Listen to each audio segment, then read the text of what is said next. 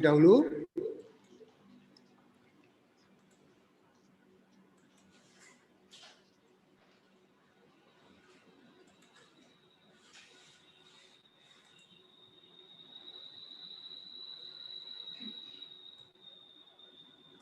Ya, jadi analisa kredit dari aspek keuangan ini saya sampaikan. Mungkin bagi teman-teman yang masih baru, kita perlu kenalan. Mungkin selama ini kita hanya berbicara tentang LPPM Widya Pratama. Nah, sekarang teman-teman biar tahu siapa. Maka tentang saya perkenalkan diri saya. Itu profil singkat saya, teman-teman sekalian. Jadi pada prinsipnya saya di grup BPR Saudara itu bukan orang baru, tapi orang yang sudah lama ya, orang yang sudah lama sekali. Perlu teman-teman ketahui, saya sudah bergabung dengan Pak Agus Pramono itu sejak tahun 1996. Nah, tepatnya tanggal 1 April tahun 1996. Jadi kemarinnya itu habis ulang tahun, ya, ulang tahun yang ke-25. Tapi saya tidak secara terus-menerus stay di tempatnya Pak Agus, karena ya di tempat saya ada tugas di tempat lain sebagai dosen. Ya. Jadi begitu, terkadang saya muncul hari ini, besok, dan sebagainya, habis itu hilang, besoknya jalan lagi kemana, dan seterusnya. Itu latar belakang saya. Baik, teman-teman lanjutin saja. Ya. Jadi tujuan instruksional umum daripada pelatihan pagi hari ini, itu yang pertama adalah apa? Setelah mengikuti pelatihan ini, teman-teman diharapkan yaitu mampu memahami serta membaca dan menginterpretasikan laporan keuangan calon debitur. Ya, itu. Kemudian yang kedua, mampu melakukan analisis laporan keuangan dan memprediksi keuangan calon debitur. Jadi laporan keuangan itu harus kita analisis, harus kita bedah, ya, kita bedel-bedel sehingga tahu maknanya, rasio-rasionya apa saja, maknanya apa, dan yang berikutnya kita juga perlu terlebih dahulu melakukan prediksi, ya, prediksi. Bagaimana keuangan perusahaan calon debitur tadi. Terus kemudian yang ketiga, yaitu adalah mampu membuat proyeksi laporan keuangan yang diperlukan untuk melakukan analisa kredit. Dua hal yang sangat berbeda, yaitu apa? Laporan keuangan yang diberikan, yang diterima, atau data-data yang kita terima dari debitur, itu adalah menggambarkan past performance, masa lalu dari debitur. Ya, masa lalu dari debitur. Sehingga dari masa lalu itu kita berharap kita dapat memperoleh informasi keuangan, memperoleh mengenai informasi tentang debitur dan usahanya. Sedangkan yang kita kaitkan itu nantinya adalah untuk melakukan proyeksi ke depan. Ya. Karena kita kan memberi kredit itu kan enggak ke belakang, tapi kan kita melihatnya ke depan. Oleh karena itulah maka kita perlu tahu past performance mereka dan bagaimana melakukan prediksi-prediksi ke depan. Sehingga dari sana kita nanti bisa mengambil suatu kesimpulan serta rekomendasi yang diberikan kepada manajemen. Dan yang keempat itu adalah mampu menghitung kelayakan usaha atau investasi yang akan dilakukan oleh calon debitur.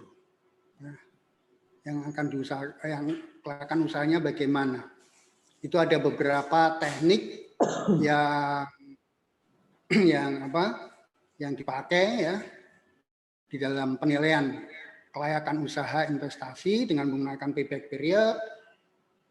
Terus kemudian ada juga yang namanya net present value dan yang namanya IRR. Teman-teman nggak usah bingung dengan yang namanya net present value, dan internal rate of return. Mungkin buat teman-teman yang dulu pernah kuliah di Fakultas Ekonomi, ya belajar ekonomi pasti belajar manajemen keuangan. Dulu diajari bagaimana menghitung IRR dan NPV, ya. Pakai tabel dan sebagainya. Kalau nggak punya tabel bingung. Nah pagi ini kita akan belajar, nggak usah yang rumit-rumit. Ya. Kita yang penting bisa membuat prediksinya, proyeksinya seperti apa, kemudian nanti kita akan menghitung IRR dan NPV-nya secara cepat. Ya, nanti saya tunjukkan. Baik, lanjut. Nah, aspek keuangan. Kenapa kok aspek keuangan itu penting? Ya.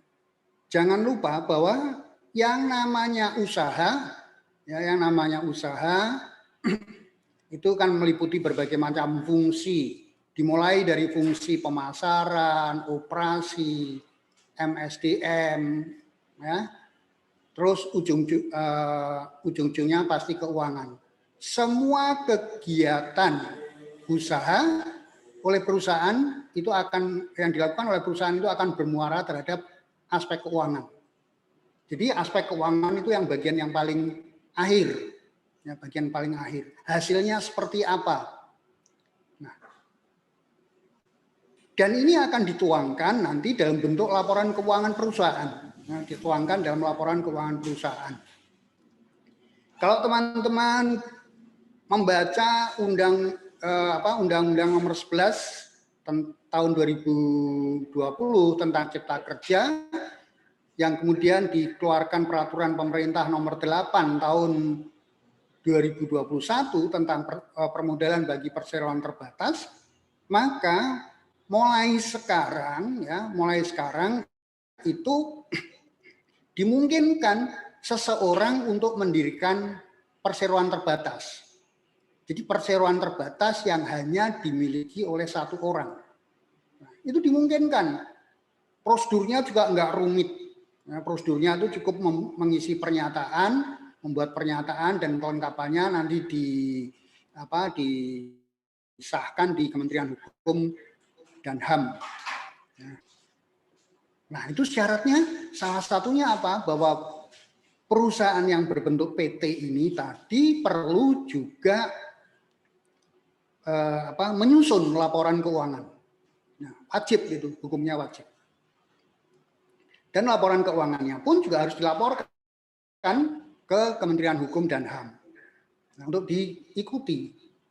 Jadi nanti kalau ke depan teman-teman bisa jadi ketemu dengan debitur yang mempunyai badan usaha berbentuk PT, tapi PT-nya adalah PT perseorangan.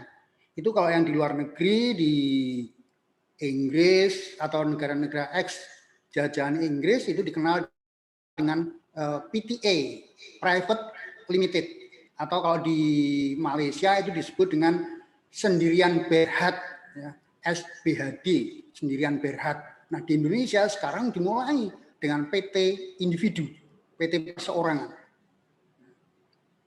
Demikian juga kalau teman-teman membaca peraturan Presiden nomor 7 tahun 2021 itu tentang pemberdayaan koperasi dan UMKM. Itu juga begitu.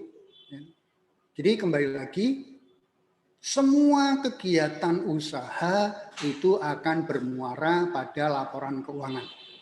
Nah, laporan keuangan itu terdiri atas 5 hal. Ya. Yaitu yang pertama adalah neraca yang menggambarkan tentang hak dan kewajiban pada saat tertentu.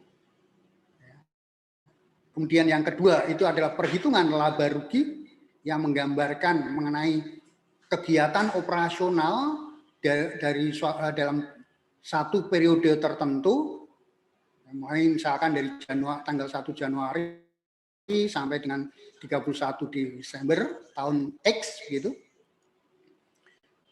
Terus kemudian yang kedua, dan ini yang laporan laba rugi itu adalah menggambarkan mengenai hasil kegiatan penjualan, perhitungan harga pokoknya, terus biaya-biaya dan seterusnya, sehingga nanti akan muncul laba atau rugi, ya, laba setelah pajak dalam hal ini. Kemudian yang berikutnya yaitu adalah laporan perubahan modal. Perubahan modal.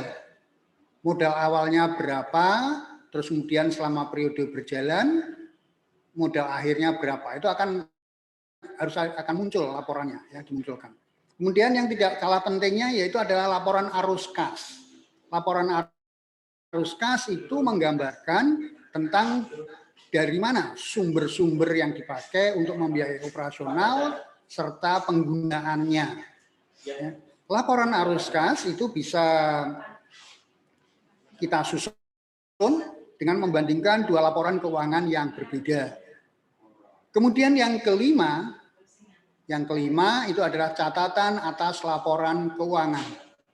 Catatan atas laporan keuangan itu menggambarkan catatan detail dari komponen-komponen atau item-item yang ada di neraca maupun item-item yang ada di dalam perhitungan laba rugi. Jadi itu adalah detailnya catatan atas laporan keuangan. Saya ambilkan contoh, misalkan kas. Ya. Nah, kas itu akan ada rinciannya. Ada perusahaan yang memisahkan antara kas di perusahaan cash on hand dengan cash in bank. Ya. Ada yang dipisahkan seperti itu. Nah, nanti di kas itu di dalam catatan itu akan dirinci. Ya. Misalkan perusahaan mempunyai kantor cabang di mana saja. Kas besar berapa, terus kemudian kas di cabang itu berapa, itu nanti akan merincikan. Demikian juga misalkan dengan cash on hand, cash on bank atau biasa yang disebut dengan bank gitu ya. Nah, itu juga dirinci. Banknya ada di mana? Rekeningnya atas nama siapa, saldonya berapa per tanggal sesuai dengan neraca. Nah, itu saldonya berapa, itu kelihatan. Kalau katakanlah suatu perusahaan, ya, kalau perusahaan tadi adalah PT gitu, ya, kalau perusahaan tadi adalah berbentuk PT, PT itu kan badan hukum.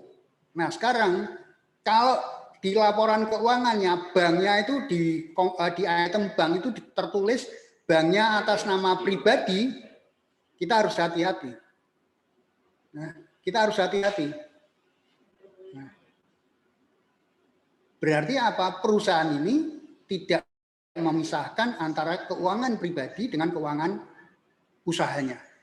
Nah, ini bahaya.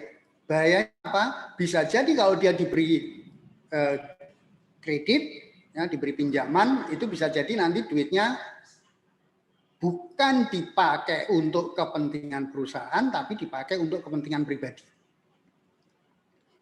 Ya. Itu namanya side streaming. Nah, jadi di catatan laporan keuangan inilah yang perlu kita cermati. Ya. Itu akan melengkapi informasi.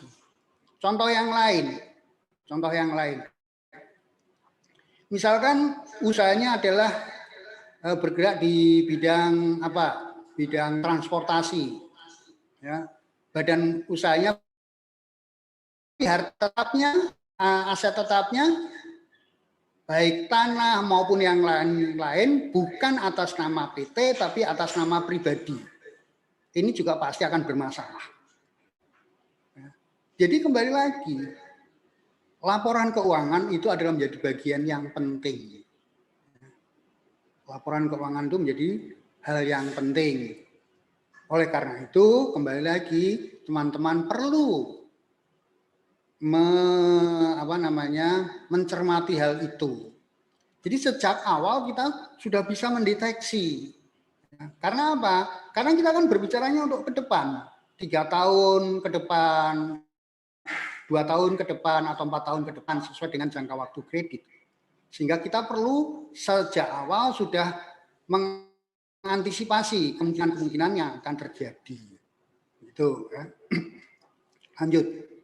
Nah, laporan keuangan secara garis besar itu dibagi menjadi 2. ada laporan keuangan yang dari dalam, yang dibuat sendiri, ya itu biasanya disebut sebagai laporan intern atau house figure, dan ini biasanya tidak diaudit. Ya, ini biasanya tidak diaudit. Nah, kalau kita menerima laporan keuangan yang sifatnya house figure, kita harus hati-hati. Ya, kita harus hati-hati. Bisa jadi laporan keuangan tadi, tidak mencerminkan kondisi yang sesungguhnya dari perusahaan. Kenapa? Ya karena yang namanya pengusaha itu kan biasanya itu mempunyai katakanlah dua versi.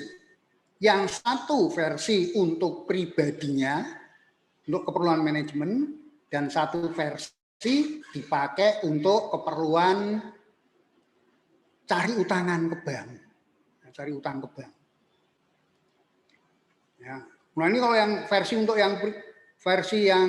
cari utangan ke bank ini ya dibuatnya yang bagus-bagus lah, ya, yang bagus-bagus gitu, ya. Dibesarin, ya, omsetnya dibesarin, yang apa-apanya dibesarin, sehingga biar kelihatan menarik. Jadi laporan keuangannya di make up, ya, di make up. Bagaimana cara make up-nya saya nggak mau ngajarin. Tapi ada juga laporan keuangan yang dalam bentuk audit. Laporan dalam bentuk audit itu adalah laporan keuangan yang disusun oleh internal dan kemudian dilakukan pemeriksaan oleh kantor akuntan publik, ya, akuntan yang independen. Tujuannya apa? Tujuannya adalah untuk mendapatkan opini dari akuntan publik.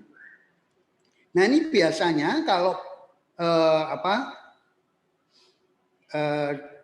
debitur yang minta kredit ke bank itu pasti diminta untuk menyampaikan laporan keuangan, tapi yang diminta adalah laporan keuangan yang diaudit oleh kantor akuntan publik.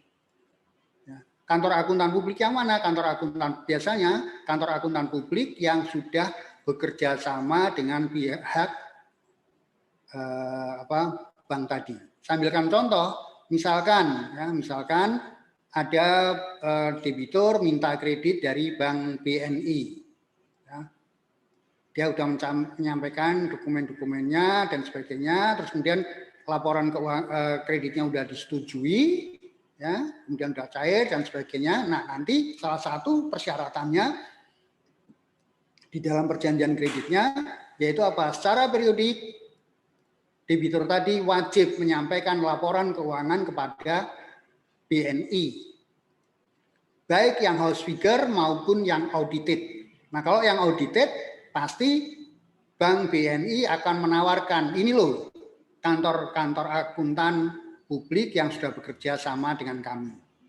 Masalah dia mau pilih yang mana terserah, tapi dia punya daftar. Ini misalkan ada 10, silahkan dipilih.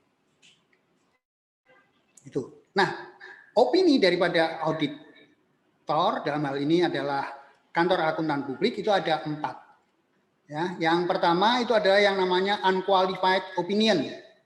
Atau lebih jelasnya saya sampaikan di belakang sini. Yang pertama itu adalah wajar tanpa pengecualian atau unqualified opinion.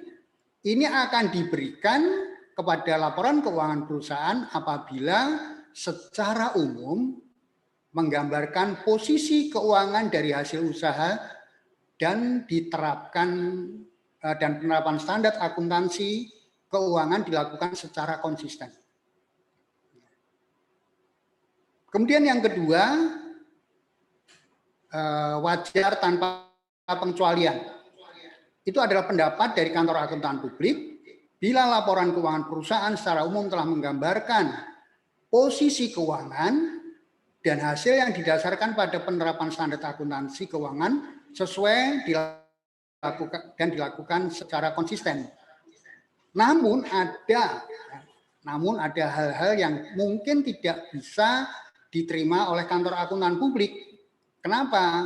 karena tidak didukung bukti-bukti yang memadai, bukti-bukti yang memadai. Misalkan gini, perusahaan membentuk cadangan piutang ragu-ragu,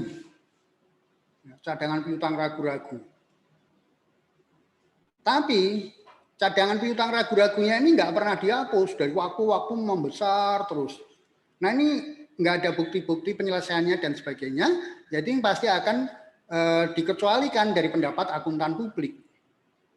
Itu nanti akan terlihat, ya, pendapat akuntan publik itu akan terlihat pada laporan keuangan di halaman depan itu pasti ada surat yang ditujukan kepada direksi atau dewan komisaris sesuai dengan perintah yang memberikan untuk melakukan pemeriksaan.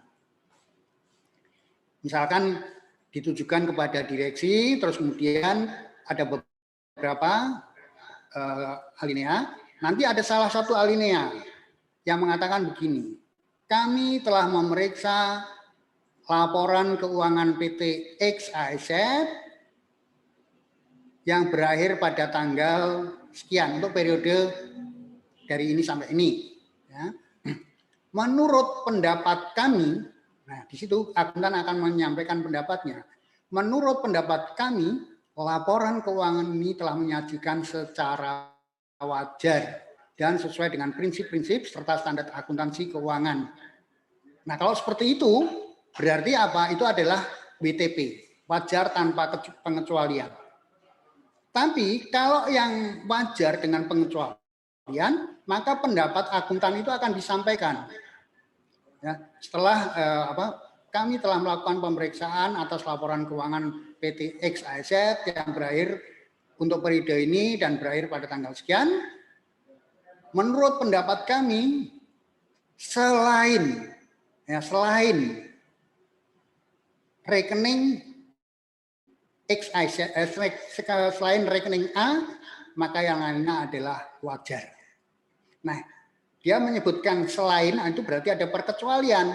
Itu berarti pendapatnya adalah wajar dengan pengecualian. Kenapa kok itu dikecualikan? Hal itu dikarenakan bukti-bukti yang disampaikan oleh pihak klien kepada akuntan publik itu tidak memadai.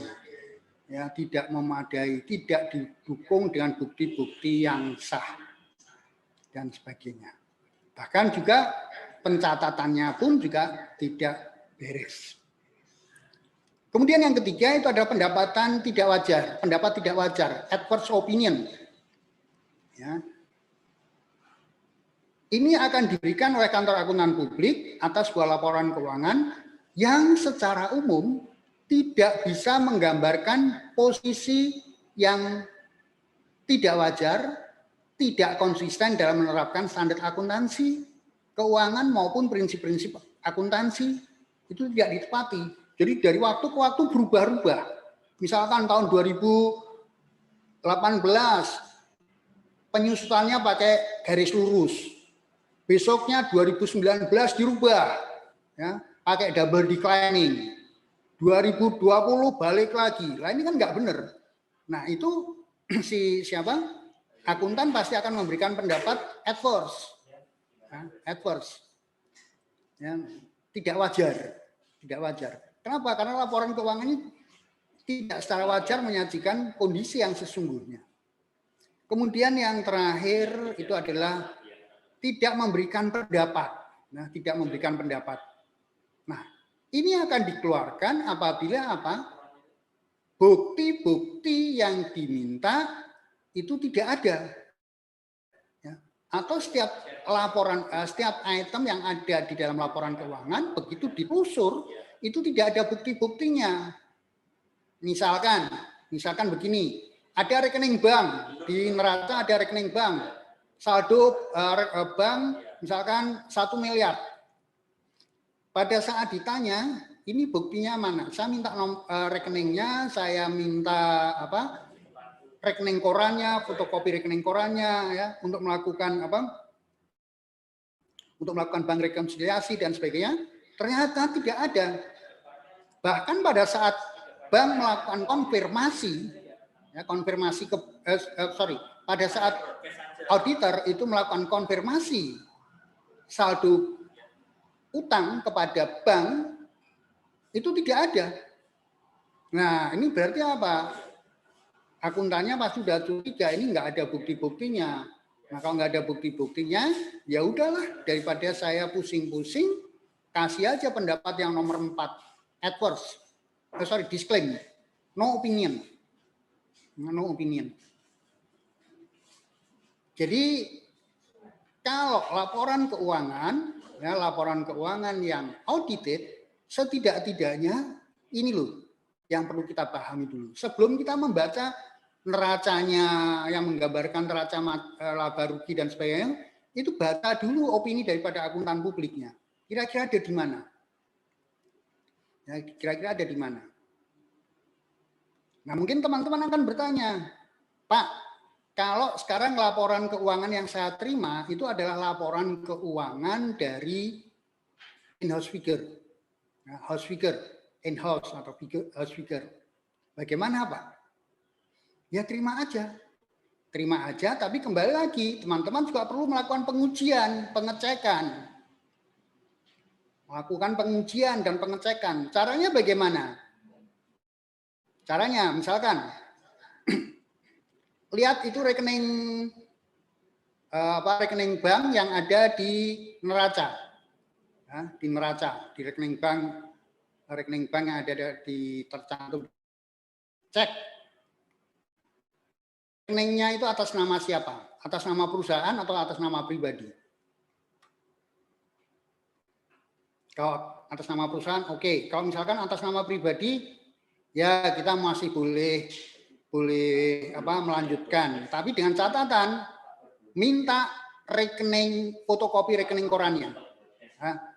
Minta fotokopi rekening korannya untuk membuktikan bahwa rekening tadi memang benar atas nama pribadi atau atas nama perusahaan. Itu satu. Ya. Yang lainnya lagi misalkan kita bisa cek di mana? Cek di asetnya, aset tetapnya. Di sana ada tanah. Di sana ada tanah, misalkan tertulis tanah. Nah, tanah itu kan ada sertifikatnya loh. Coba diminta, Pak, ini tanahnya atas nama siapa? Sertifikatnya atas nama siapa? Itu kan bisa. Bangunan itu ya pasti ada, oke. Ada nggak izin mendirikan bangunan, IMB-nya?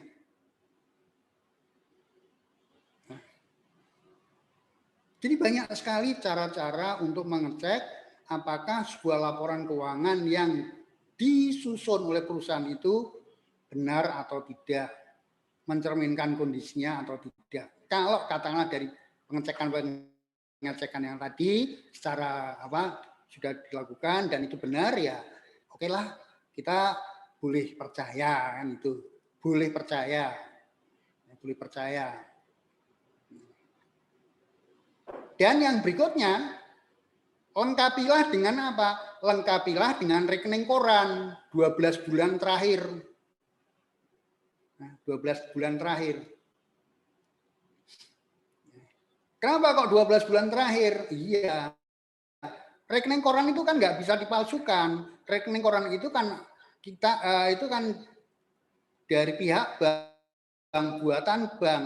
Nah, kita minta aslinya.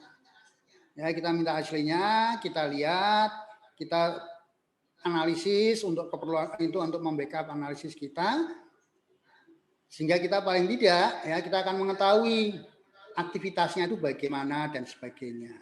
Jadi kita perlu ngecek mutasi rekening banknya. Dari mana rekening korannya itu kita minta. Sehingga masuk berapa, keluar berapa, saldonya berapa, saldonya debit atau saldonya kredit dan sebagainya, itu akan kita lihat. Nah, itu. Nah, ada beberapa pengertian dari yang perlu teman-teman ketahui. Yang pertama yaitu adalah neraca. Neraca tadi sudah saya sebutkan, yaitu menggambarkan kondisi keuangan suatu perusahaan pada waktu tertentu yang berkaitan dengan harta, hutang, dan modal sendiri. Harta, hutang, dan modal sendiri. Ya. Jadi makanya kalau di dalam neraca itu adalah neraca per 30, neraca per misalkan yang kemarin itu kemarin itu tanggal berapa ya? Tanggal 5 ya misalkan. Kemarin per tanggal kemarin tanggal 5 atau tanggal berapa? Sekarang kemarin tanggal 5 ya, per tanggal 5. Berarti apa? Kalau per tanggal 5 ya udah menggambarkan pada saat itu.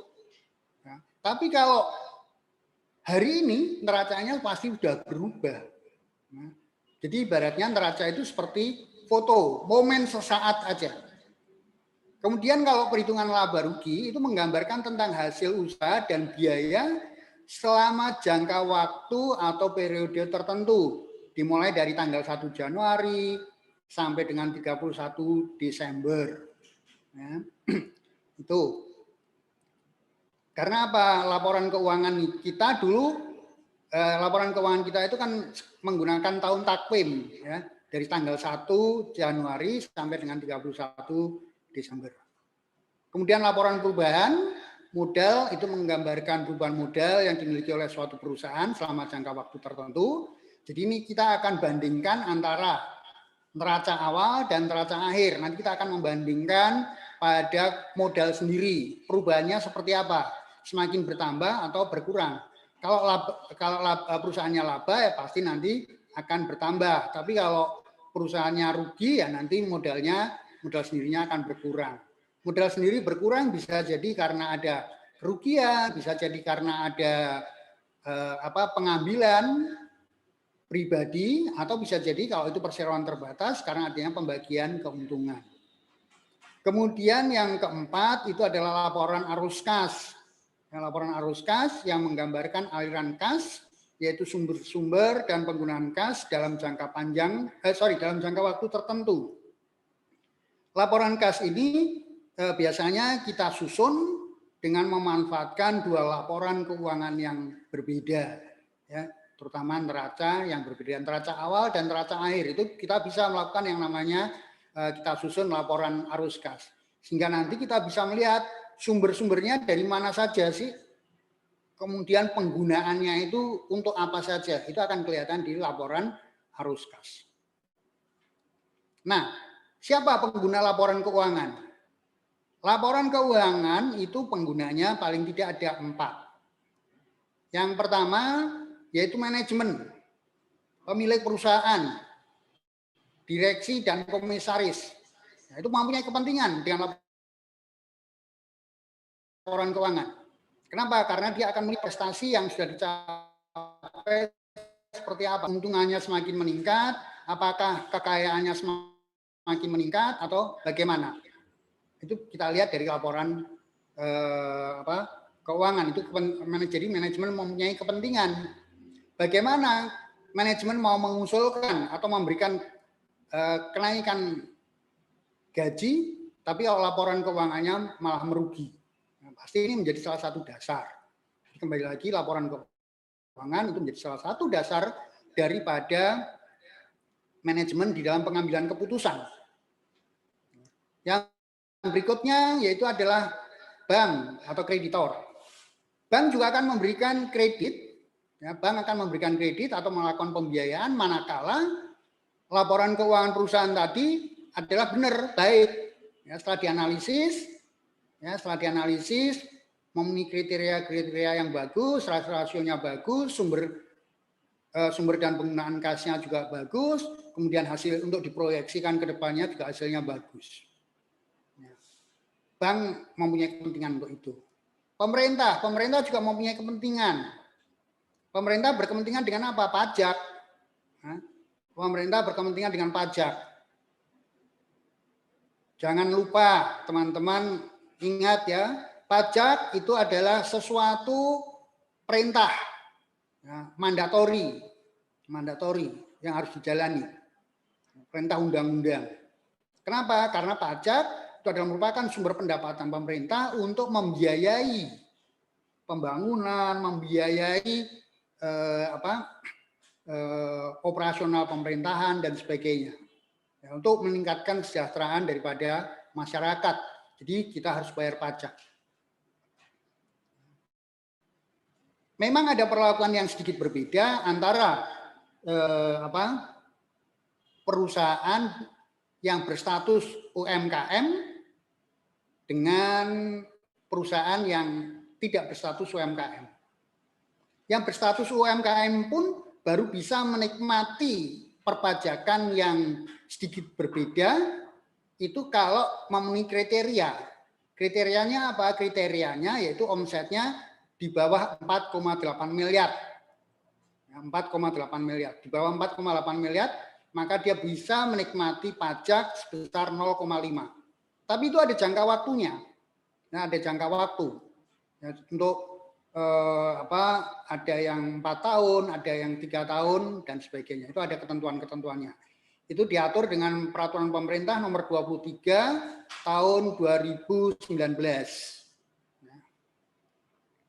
Nah, sementara kalau yang di luar itu pasti dengan aturan-aturan yang baku. Itu kan ada tarif-tarif pajaknya. Nah, itu yang. Kemudian yang berikutnya investor. Nah, kalau investor ini juga mempunyai kepentingan. Ya, dia kalau melakukan investasi, dia mau beli sahamnya dan sebagainya, pasti akan dilihat laporan keuangannya. Pasti akan dilihat laporan keuangannya. Demikian juga dengan para deposan. Para deposan itu kalau mau melakukan deposito di BPR kita, pasti dia juga akan melihat laporan keuangannya. Pasti akan melihat laporan keuangannya. NPL-nya seperti apa sih? Laporan keuangannya seperti apa sih? Kenapa? Jangan-jangan dia nanti ngasih deposito pada BPR yang NPL-nya di atas ketentuan. Ya, mereka pasti akan was-was. Walaupun itu juga dijamin oleh LPS, tapi kan hanya sampai dengan 2M. Nah, oleh karena itu kembali lagi, inilah pihak-pihak yang mementingkan, yang memanfaatkan atau pengguna laporan keuangan perusahaan. Nah, yang kita soroti itu tentunya adalah yang ini, ya, yang bagian ini, bank.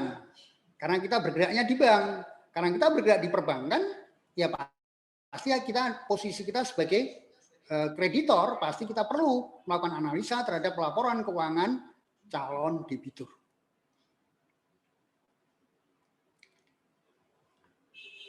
Meskipun demikian, teman-teman sekalian, laporan keuangan itu mempunyai keterbatasan.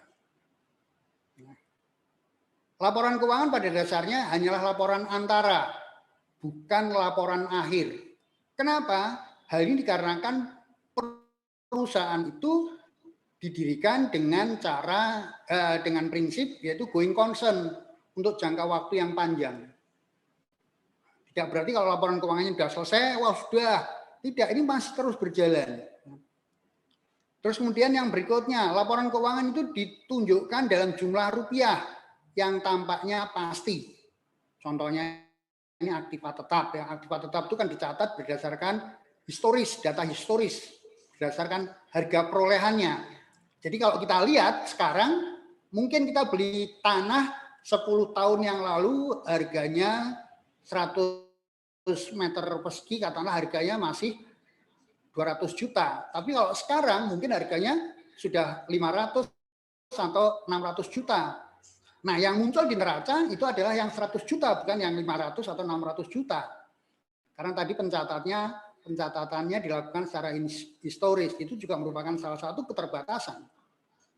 Laporan neraca dan perhitungan laba rugi juga mencerminkan transaksi dari waktu ke waktu. Ya, makanya tadi sampaikan bahwa laba rugi itu kan merupakan periode tertentu, ya, dari Januari sampai Desember. Ya, jadi pasti akan berjalan terus transaksi-transaksi dari waktu ke waktu. Dan laporan keuangan tidak memberikan gambaran yang lengkap mengenai keadaan perusahaan. Laporan keuangan tidak memberikan gambaran yang lengkap mengenai keadaan perusahaan. Ini yang menjadi keterbatasan-keterbatasan. Tapi meskipun ada keterbatasan-keterbatasan, laporan keuangan tadi tetap bermanfaat bagi para pengambil keputusan, baik manajemen maupun para kreditor. Ya ini saya nggak usah, saya langsung aja. Nah, yang berikutnya, laporan keuangan itu juga disusun berdasar dua basis. Ya, ada yang namanya cash basis sama accrual basis. Ini dua hal yang sangat berbeda. Yang sangat berbeda. Kalau cash basis itu penghasilan dan penjualan barang atau jasa maupun sumber yang lain baru dicatat atau dibukukan oleh perusahaan jika sudah diterima secara tunai. Tetapi kalau accrual basis tidak. Kalau accrual basis itu dibukukan apabila sudah diperoleh baik sudah ataupun belum diterima tunai. Sedangkan biaya-biaya sudah dibukukan bila sudah dibebankan. Jadi di sini baik sudah atau belum dibayar dengan tunai. Jadi ada sesuatu yang membedakan antara cash basis dengan accrual basis. Kalau di transaksi perbankan, ya di PPR itu semuanya pakainya adalah accrual basis. Itu berlaku sejak tahun 2010 dulu. Ya, udah sekitar 11 tahun yang silam. Itu kan dulu sempat ada beberapa, sebelumnya kan sempat ada beberapa BPR yang masih mencatat atau menggunakan cash basis, kemudian ada yang menggunakan accrual basis. Ya, saya dulu sempat berdiskusi dengan pemeriksa dari BI pada waktu itu, kenapa kok belum seragam, padahal tapinya pedoman akuntansi perbankan waktu itu sudah menganut accrual basis. BI-nya nggak bisa ngomong. Tapi kalau sekarang nggak bisa. Nah, sekarang semuanya harus pakai accrual basis. Ini khususnya untuk di perbankan. Tapi kalau untuk lembaga multi finance itu sejak awal berdiri di tahun 1974, multi finance itu sudah menerapkan yang namanya accrual basis. Jadi tidak kaget. Ya, sementara kalau BPR dulu kan masih cash basis, terus kemudian baru berubah dengan accrual basis. Ini adalah bentuk daripada neraca secara umum seperti itu. Ada istilah-istilah saja yang perlu saya sesuaikan. Aktiva lancar itu sekarang menjadi aset lancar. Aktiva tetap itu menjadi aset tetap. Total aktiva itu menjadi total aset. Kemudian utang lancar itu yang biasa disebut dengan kewajiban lancar juga. Sekarang menggunakan istilah liabilitas. Kewajiban itu sekarang menjadi liabilitas. Kemudian modal sendiri, kelompok modal sendiri itu sekarang menggunakan istilah ekuitas. Ya, menggunakan ekuitas. Kenapa seperti ini? Karena menggunakan istilah-istilah itu karena semenjak diperlakukannya diperlakukannya accrual basis, ya perusahaan juga akuntansi Ikatan Akuntan Indonesia juga menganut pencatatan yang lain yang disebut dengan IFRS, International Financial Reporting Standard. Ya, itu semuanya menggunakan karena itu berlaku internasional, maka mereka kemudian diputuskan untuk menggunakan istilah-istilah yang sesuai. Aset lancar ganti aset lancar, ya sebetulnya maksudnya sama.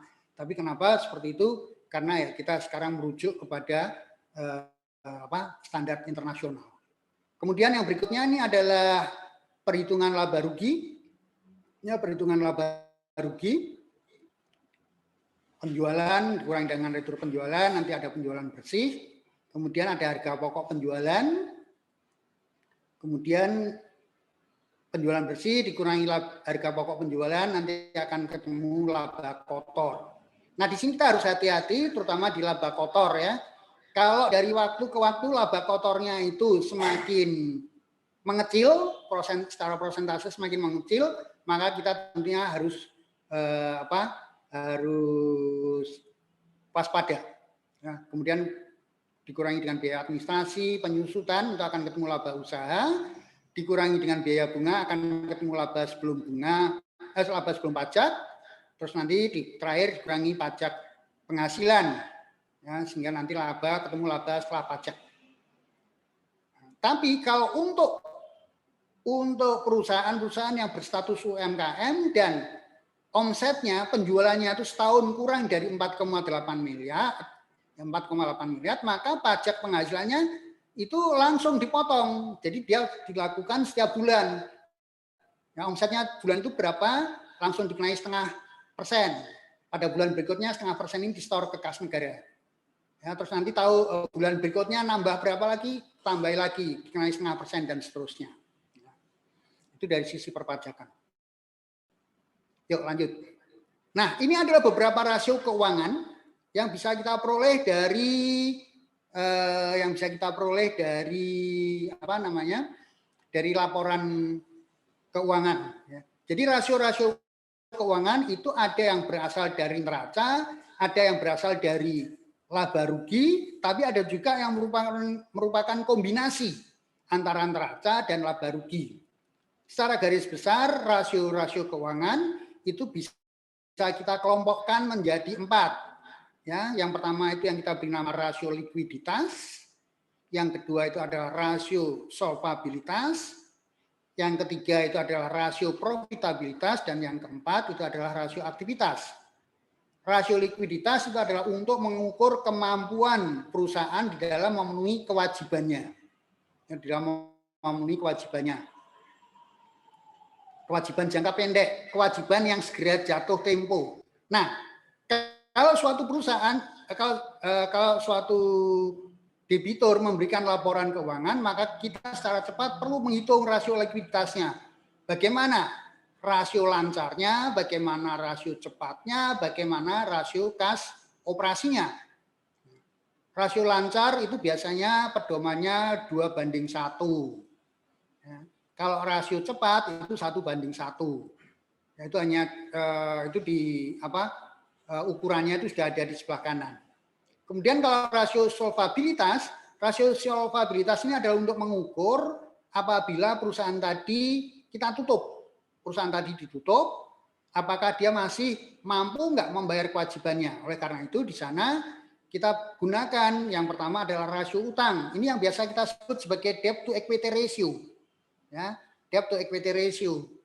Ini adalah debt to equity ratio atau rasio utang, itu adalah perbandingan total utang dibagi dengan total ekuitas. Ya, total utang dibagi dengan total ekuitas. Nah, ini biasanya yang ideal itu adalah 2:1. Sampai 3:1, 4:1 masih oke.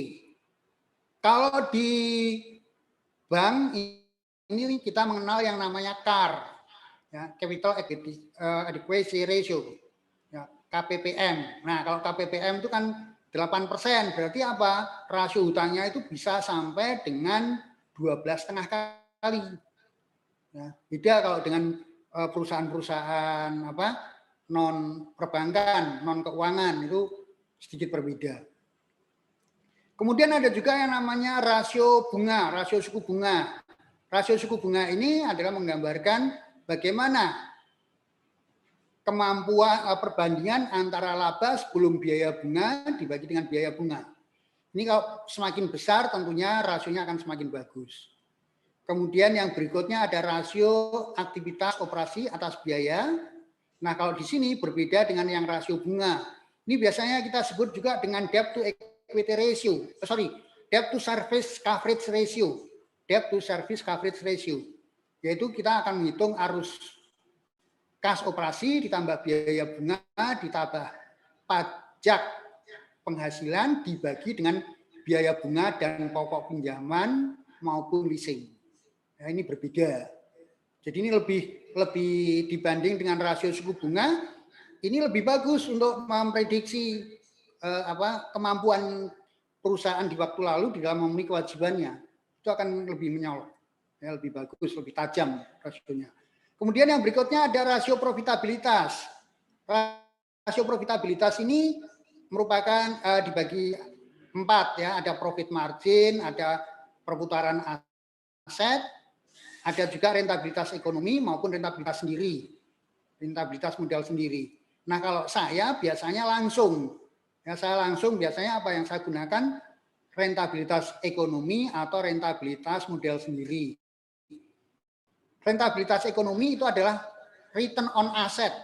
Ya, return on asset itu adalah laba setelah pajak dibagi dengan total aset. Sementara kalau rentabilitas modal sendiri itu adalah return on equity, yaitu adalah laba bersih setelah pajak dibagi dengan modal sendiri. Pasti antara return on aset itu pasti akan lebih kecil daripada return on equity, atau rentabilitas ekonomi pasti lebih kecil daripada rentabilitas modal sendiri. Karena ini apa? Karena pembaginya ya. Karena pembaginya kan yang satunya lebih besar, yang satunya lebih kecil. Terus yang tidak boleh dilupakan yaitu adalah aktivitas, rasio aktivitas yang terdiri dari perputaran persediaan, kemudian rata-rata penjualan per hari, serta periode pengumpulan piutang. Di dalam textbook, ya, di dalam textbook itu ada yang menggunakan 1 tahun 360 hari, tapi ada juga yang menggunakan 1 tahun 365 hari. Ya. Cuma kita kalau memakai itu harus konsisten.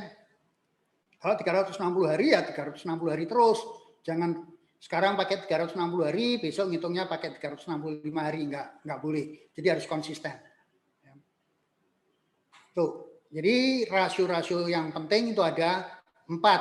Nah, ini yang bisa kita lihat ya pada waktu kita menerima laporan keuangan dari calon debitur, maka kita dengan menggunakan kalkulator sebetulnya kita bisa langsung menghitung, oh likuiditasnya berapa, rasio lancarnya berapa, oh rasio lancarnya ternyata 3:1, oke masih bagus. Solvabilitasnya kita langsung cek aja total utang dibagi dengan ekuitas, debt to equity ratio-nya berapa, oh ternyata rasio utangnya, total utang terhadap ekuitas ini masih 2:1, oh masih bagus. Oh 3:1 masih bagus, masih oke. Kemudian kita langsung hitung profit marginnya, kita hitung rentabilitas ekonominya. Ya, rentabilitas ekonominya, laba setelah pajak bagi dengan total asetnya berapa? 8% misalkan. Nah ini misalkan dari waktu ke waktu berkembang enggak? Kalau semakin dari waktu ke waktu ternyata meningkat, itu akan bagus. Demikian juga dengan perputaran modal sendiri. Ya, dengan rentabilitas modal sendiri itu juga begitu. Semakin tambah besar tentunya akan semakin bagus. Artinya apa? Bahwa perusahaan itu usahanya semakin menguntungkan. Kemudian juga ini rasio aktivitas, kita bisa langsung menghitung ya perputaran persediaan. Perputaran persediaan itu adalah harga pokok penjualan dibagi dengan rata-rata persediaan. Rata-rata persediaan itu diperoleh dari persediaan awal ditambah persediaan akhir bagi 2. Tapi kalau hanya 1 aja ya udah bagi aja dengan persediaan akhir, ya persediaan yang ada enggak apa-apa. Nah, ini semakin rasio perputaran persediaan semakin tinggi tingkat perputarannya itu semakin bagus. Artinya apa? Barang yang ada di gudang itu cepat laku terjual. Ya, tidak terlalu lama karena di persediaan itu kan ada 2 kelompok besar. Ada yang namanya slow moving dan fast moving. Fast moving itu berarti apa? Di gudang itu cuma sebentar. Kemarin seminggu yang lalu kita beli, baru kita stok 2 hari sudah langsung dijual lagi. Nah itu kan fast moving. Berarti apa? Perputaran persediaannya akan menjadi lebih bagus. Semakin tinggi semakin bagus.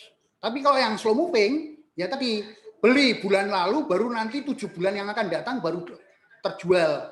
Nah, ini yang kurang bagus. Ya. Kemudian rata-rata pengumpulan piutang, ya rata-rata pengumpulan piutang itu juga begitu. Semakin angkanya kecil, itu juga bagus. Artinya apa? Kita jual ya dengan jangka waktu katakanlah jangka waktu pembayarannya itu adalah 3 bulan, tapi baru 1 bulan sudah tertagih, sudah dibayar. Itu bagus. Itu bagus. Ya. Kalau teman-teman lihat, pelajari laporan keuangan daripada PT Jamu sudah muncul, itu bagus sekali. Itu bagus sekali. Ya. piutangnya itu rata-rata berapa? 30 hari. Persediaannya juga 45 hari. Nah, itu kan bagus. Labanya, profitnya bagaimana?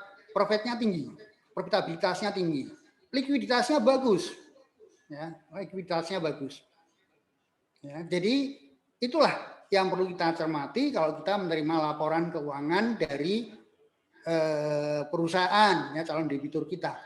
Sehingga pada waktu kita ketemu, kita itu sebetulnya sudah langsung bisa menghitung, kita sudah langsung bisa membuat suatu asumsi keuangan perusahaan ini bagus atau enggak. Kalau memang keuangan perusahaannya hasil perhitungannya enggak bagus, ya sudahlah. Jangan terus direkayasa, jangan macam-macam gitu, tapi tinggal aja. Kenapa? Persaingan BPR itu ketat. Nah, oleh karena itu kita harus bisa bekerja secara efisien. Kita harus bisa bekerja secara efisien. Dengan melihat laporan keuangan, kita sudah bisa menghitung rasionya, ya, kita langsung bisa mengambil keputusan. Mau dilanjut atau tidak. Itu dari situ. Ya. Kalau itu dilanjut, kelihatan bagus, oke, dilanjut. Tapi kalau tidak, ya sudah, tolak aja. Tolak saja. Makanya jangan heran, ya teman-teman, jangan heran.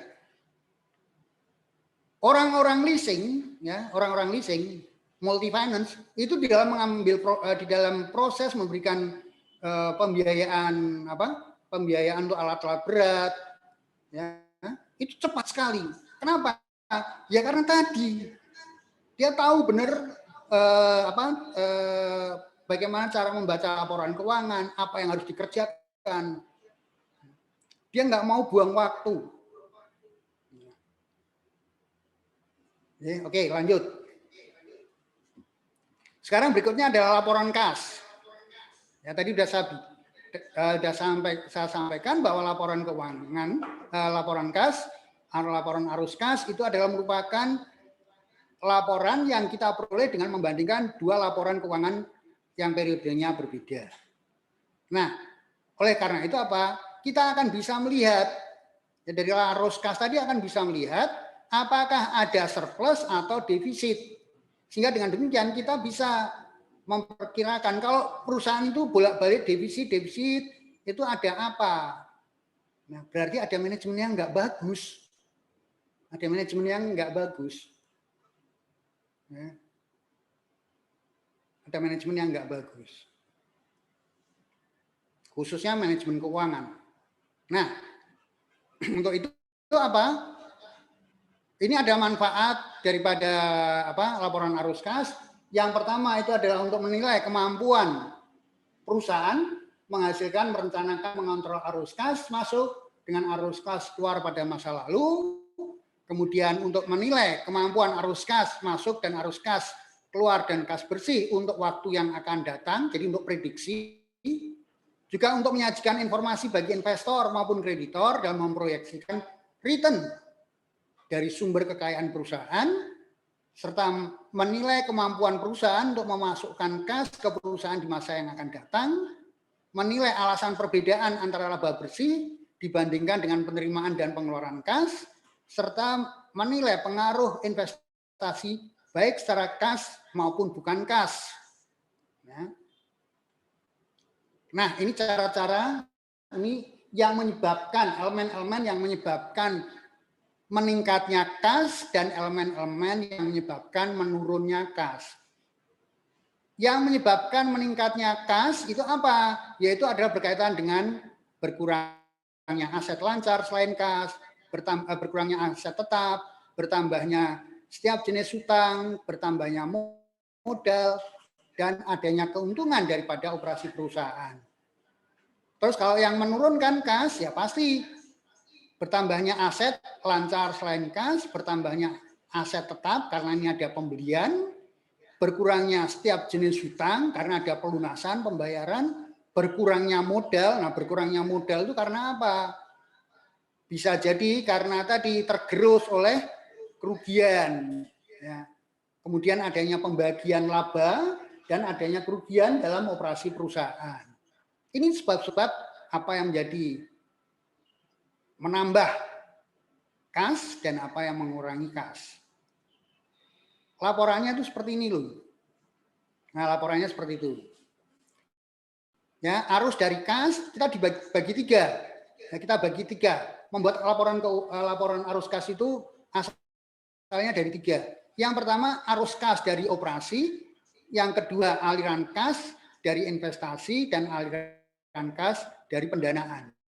Suatu perusahaan dikatakan jelek, ya, dikatakan jelek, manakala arus kas dari operasi itu hasilnya adalah negatif. Setelah dihitung, nanti ternyata itu adalah negatif, berarti itu manajemennya jelek. Tapi kalau itu positif, bagus. Ya, kalau itu positif, bagus. Jadi di sini, sampai langkah di sini, teman-teman kalau melihat perusahaan atau debitur yang memberikan laporan keuangan, itu kita sudah bisa banyak mendapatkan informasi. Tadi dari membuat rasio, mau terus atau lanjut. Kalau memang rasionya bagus, oke, lanjut. Kita buat sekarang arus kasnya. Arus kasnya kemudian kita lihat, ya, kalau ternyata arus kas dari operasi itu hasilnya adalah negatif, ya sudah, stop, jangan dilanjutin. Tolak aja. Tapi kalau itu ternyata bagus, oke, lanjut. Ya, kalau itu misalkan bagus, ya dilanjut. Sehingga dari sini sekarang apa? Ini loh, teman-teman bisa lihat, ya, siklus arus kas di suatu perusahaan itu adalah seperti ini. Ya. Sumbernya dari mana? Ya, sumbernya dari mana? Arus kas masuk itu dari mana? Arus kas keluar itu dari mana? Yang hitam itu adalah menggambarkan arus kas masuk. Sementara yang keluar, arus kas keluar itu berarti yang gambarnya tanda panahnya itu merah.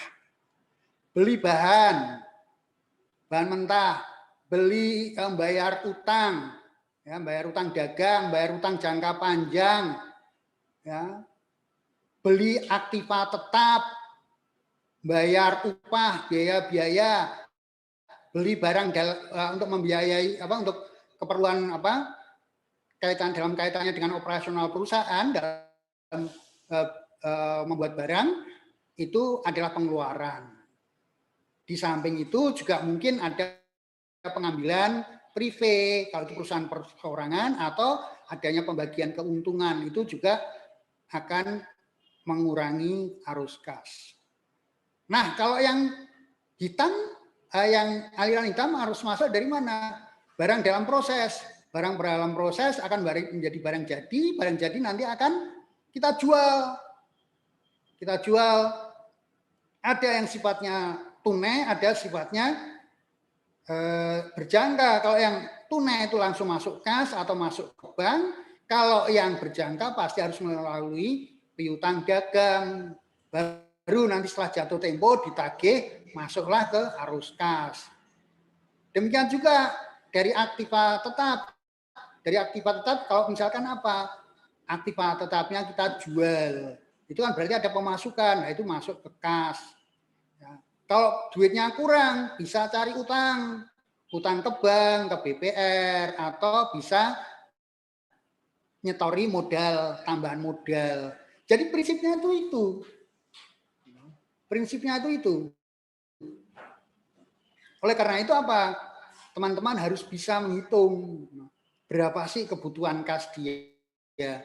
Makanya kalau teman-teman membuat analisa kredit itu kan ada toh, dia minta untuk modal kerja, kredit modal kerja berapa? 200 juta.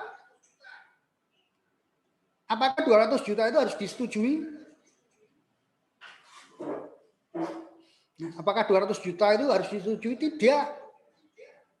Kenapa?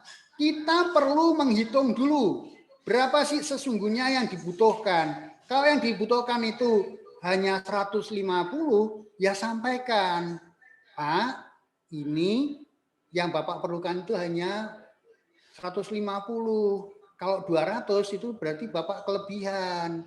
Nah, kelebihannya mau dipakai buat apa? Ya, pokoknya saya mintanya 200 juta. Enggak bisa begitu. Tidak setiap permintaan daripada calon debitur harus dipenuhi. minta modal kerja 200 juta, harus dipenuhi 200 juta. Dasarnya apa? Itu harus kita hitung. Kan ada itu dasar-dasar perhitungannya. Pada waktu teman-teman dulu belajar analisa kredit, pasti sudah diajari. Ya, jadi saya nggak mau ulangi lagi. Oke, lanjut. Nah, kalau memang semuanya oke, ya teman-teman, kalau semuanya oke, langkah berikutnya silahkan. Jadi dari rasio keuangan sudah dibuat, arus kasnya sudah dibuat. Sekarang teman-teman membuat yang namanya prediksi kebangkrutan. Neraca yang disampaikan 3 tahun berturut-turut atau neraca yang diterima dari dari calon debitur 2 tahun berturut-turut, oke. Laporan keuangan 2 tahun atau 3 tahun berturut-turut, oke. Kita buat rasio-rasionya, kemudian kita juga hitung. Kita harus memprediksi kebangkrutan. Nah, mungkin ini buat mereka-mereka yang pernah belajar manajemen keuangan pasti paham. Ya, ini menggunakan rumus Altman. Rumus Altman kalau secara akademis rumusnya seperti ini. Tapi sebelum sampai sana kita berbicara dulu tentang matriks keuangan dan kebangkrutan. Nah, saya punya matriks seperti itu. Sumbu vertikal itu saya bagi 2, tidak bangkrut dan bangkrut. Tidak bankrupt dan bankrupt. Kemudian yang sumbu mendatar itu juga saya bagi 2. Tidak dalam kesulitan keuangan dan dalam kesulitan keuangan. Nah, yang kita cari yang mana? Yang kita cari itu yang ini loh. Ini yang ideal ini loh. Yang tidak bankrupt. Tidak bankrupt, dia masih jalan terus, tidak punya kesulitan keuangan. Tapi ada perusahaan yang tidak bankrupt, tapi dia dalam kesulitan keuangan. Bisa terjadi. Kenapa? Karena mungkin di sana ada mismatch. Utangnya itu terlalu tinggi. Utangnya terlalu tinggi. Terutama utang jangka pendek itu terlalu tinggi dibanding dengan modal sendiri. Jadi untuk keperluan ini duitnya untuk operasional perusahaan itu sangat mengandalkan pada utang. Sehingga tadi waktu dihitung rasio likuiditas, khususnya rasio lancar, di mana aset lancar dibandingkan dengan liabilitas lancar, itu ternyata hasilnya di bawah 1, katakanlah 0,7 berbanding 1. Lah itu udah jelas. Ya udah jelas. Perusahaannya memang tidak bangkrut, tapi dia dalam kesulitan keuangan. Kenapa? Karena sumbernya semuanya berasal dari hutang. Nah, ini berarti apa? Waspada. Waspada. Ya. Itu waspada. Waspada. Kenapa? Karena dia memang usahanya jalan, tapi dia ada kesulitan dalam keuangannya, mismatch. Jadi dia kerja selama ini hanya untuk membayar utang. Seperti itu mau ditambahi utang, waduh risiko itu. Risiko. Itu risiko. Kalau kita kaitkan dengan manajemen risiko, di sini udah berjalan. Ya, tuh. Yang berikutnya kalau yang bankrupt, tapi tidak dalam kesulitan keuangan dan bankrupt dalam kesulitan keuangan, nomor 4 ini nggak kita cari. Nomor 3 juga nggak akan kita cari. Perusahaannya dikatakan bankrupt, tapi dia tidak kesulitan keuangan. Ini kenapa? Ini karena perilakunya, karakternya yang jelek. Itu karakternya yang jelek. Karakternya yang jelek. Jadi saya tuntaskan dulu biar lebih cepat, nanti kemudian kita lanjutkan diskusi. Nah, penyebab kegagalan usaha itu apa? Penyebab kegagalan usaha itu yang pertama adalah struktur permodalan yang kurang. Kekurangan modal baik untuk keperluan modal kerja maupun investasi. Nah, tadi yang kategori nomor 2 tadi. Kategori nomor 2 tadi. Perusahaannya masih tidak bankrupt, jalan-jalan. Tapi ya tadi terseok-seok. Kenapa? Karena kurang modal. Karena struktur permodalan itu apa? Struktur permodalan itu adalah merupakan perbandingan antara utang dengan modal sendiri, perbandingan antara utang dengan ekuitas. Lah kalau ekuitasnya kecil, utangnya gede, ya pasti terseok-seok. Ya, itu bisa menyebabkan gagal. Yang kedua, peralatan dan metode bisnis yang ketinggalan zaman. Gagal mengendalikan persediaan, gagal mengendalikan penjualan secara kredit, tidak didukung dengan akuntansi yang memadai. Saya ambilkan contoh, gagal mengendalikan persediaan, ya tadi dia beli barang tapi kebanyakan barang persediaannya itu kebanyakan adalah barang-barang yang slow moving, bukan fast moving. Ya. Nah ini kan mengganggu modal kerja. Yang pertama. Yang kedua, misalkan mengendalikan penjualan secara kredit. Bisa menjual. Tapi menjualnya pakai tempo. Sehingga menimbulkan piutang dagang. Nagih piutang dagangnya males, jarang nagih, nunggu. Nah, akibatnya kalau di BPR apa? NPL-nya yang membengkak. Nah, itu. Ya. Contoh kalau di perusahaan di luar keuangan itu adalah tadi piutangnya semakin membengkak, nggak pernah ditagih, ya tidak membentuk cadangan piutang ragu-ragu atau cadangan piutang tidak tertagih. Nah ini penyebab kegagalan. Terus kemudian yang berikutnya apa? Karena akuntansinya tidak didukung dengan dengan pencatatan keuangan yang memadai. Salah satu kelemahan daripada UMKM ini, ya, tidak didukung dengan akuntansi yang memadai. Mereka nggak mempunyai catatan keuangan,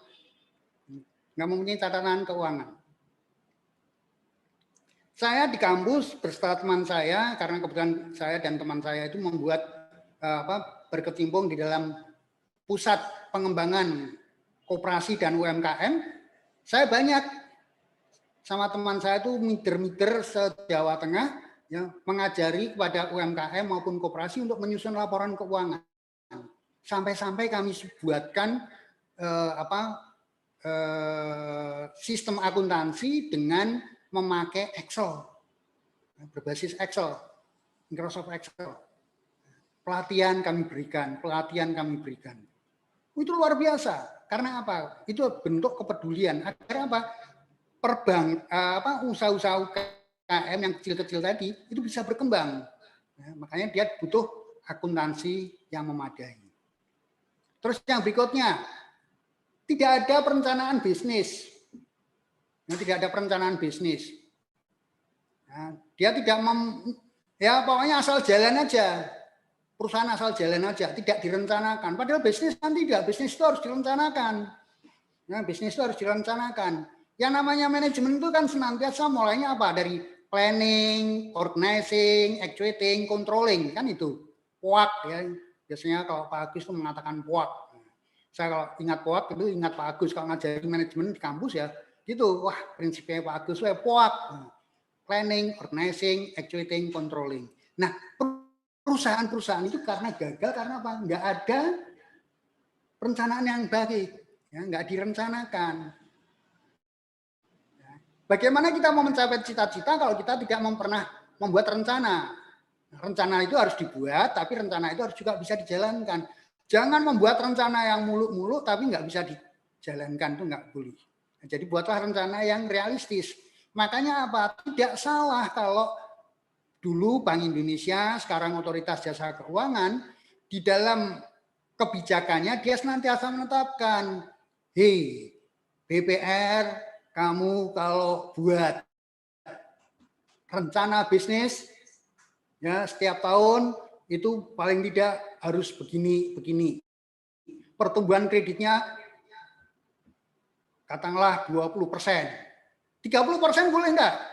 Boleh aja, tapi yang penting apa? Perangkatmu mendukung atau tidak, kan itu. Nah, jadi kembali lagi harus ada perencanaan bisnis. Dan yang berikutnya adalah kualifikasi pribadi.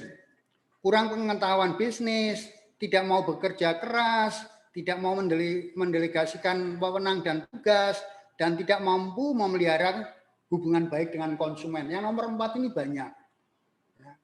Kualifikasi pribadi. Ya, pokoknya ini yang melaku. Ya, wes pokoknya ini sapi. Enggak.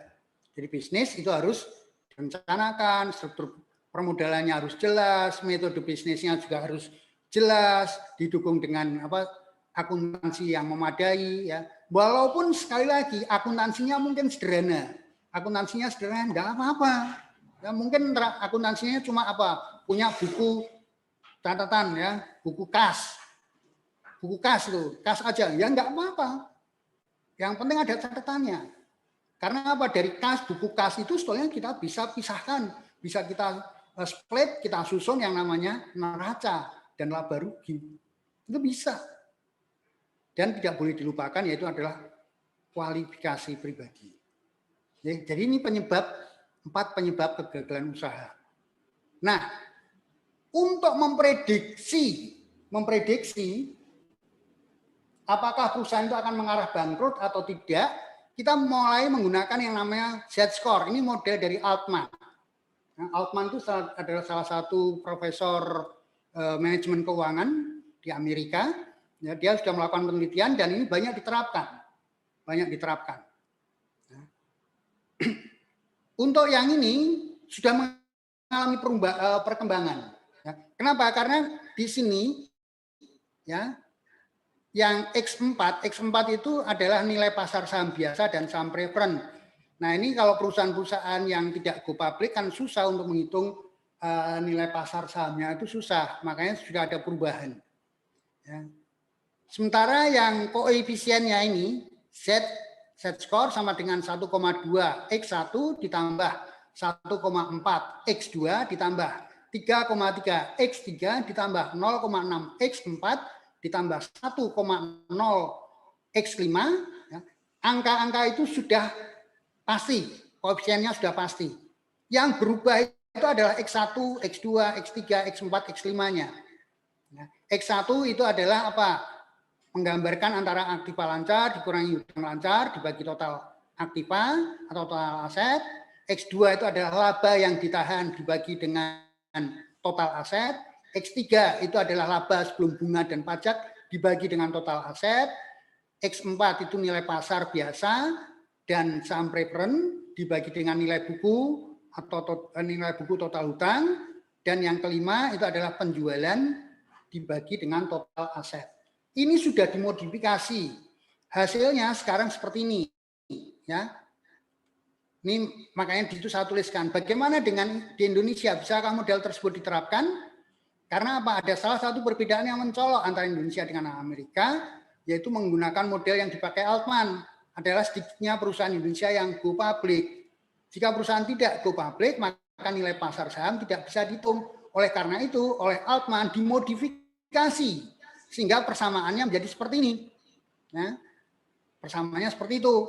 Z-score sama dengan 0,717 X1 ditambah 0,8 47 X2 ditambah 3,107 X3 ditambah 0,42 X4 ditambah 0,998 X5. Yang berubah di mana? Yang diberubah di X4-nya. Ya, X1, X2, X3, X4, X5 itu sama, cuma sekarang kalau X4, kalau yang tadinya nilai harga pasar, sekarang nilai buku saham. Nilai buku saham itu berarti apa? Sesuai dengan catatan yang ada di neraca itu berapa ekuitasnya. Ya. Terus kemudian koefisiennya juga berbeda. Ya, koefisiennya berbeda. Nah, mungkin teman-teman tambah pusing. Nggak usah pusing.